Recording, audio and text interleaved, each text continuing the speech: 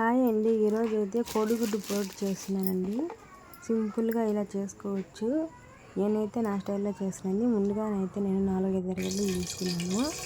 నీచు వాసన రాకుండా ఎర్రగడ్డలు కొంచెం ఎక్కువ వేసుకుంటే బాగుంటుంది కాబట్టి చిన్న చిన్న ముక్కలుగా కట్ చేసుకోవాలి. పొయ్యి మీద ఆయిల్ వేసుకొని పచ్చిమిరపకాయలు 4-5 కట్ చేసుకొని చిన్న చిన్న ముక్కలుగా వేసేసుకొని బాగా వేయించుకోవాలండి. ఇలా వేయించుకున్న తర్వాత చూడండి, గోల్డెన్ బ్రౌన్ వచ్చిన తర్వాత ఈ ఎర్రగడ్డలు కూడా వేసేసుకొని బాగా కలుపుకోవాలి. కలుపుతూ ఉండాలి, లేదంటే కింద మాడిపోతుంది, పైన పచ్చిగా ఉంటాయి. కలుపుతూనే ఉండాలి. చూడండి, ఇలా వచ్చిన తర్వాత పసుపు సాల్ట్ వేసుకొని బాగా కలుపుకోవాలండి. మనమైతే పచ్చిమిరపకాయలు తీసుకున్నాం కాబట్టి మళ్ళీ కారం వేయాల్సిన అవసరం లేదు.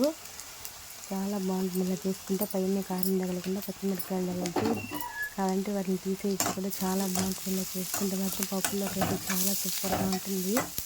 ఇలా బాగా కలుపుకున్న తర్వాత మనం కోడిగుడ్లని గిన్నెలోకి కొట్టి పోసుకున్న తర్వాత వాటిని ఈ ఎర్రగడ్డలు గోల్డెన్ బ్రౌన్ కలర్ వచ్చిన తర్వాత దాంట్లో పోసేసుకోవాలండి.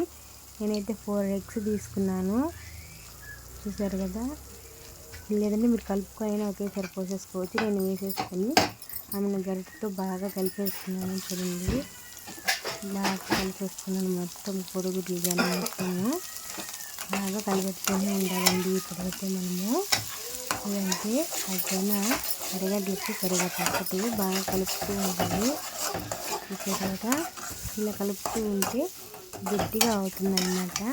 ఇలా అయిన తర్వాత వేడి అన్నంలో వేసుకొని తింటే సూపర్గా ఉంటుందండి. పప్పులోకి నంచుకొని తింటే మాత్రము ఇలా చేస్తే మీకు ఈజీగా అయిపోతుంది కూడా. వీడియో మీకు నచ్చితే లైక్ చేసి సబ్స్క్రైబ్ చేసుకోండి. Thank you for watching my videos.